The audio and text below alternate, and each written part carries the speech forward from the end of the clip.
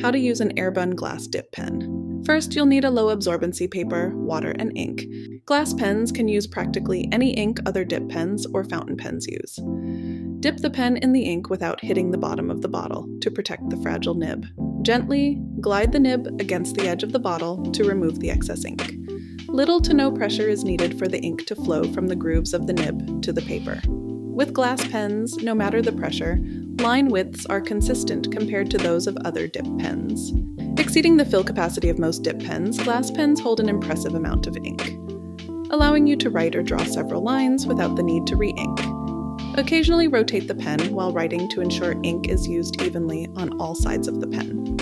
Herbin glass dip pens are ready to use straight out of the box. However, if you find your pen is not as smooth as your liking, you can gently polish the nib using the light abrasive paper provided in the box. The nib is easily rinsed clean with water, which makes switching between inks easy. Perfect for testing different inks and colors.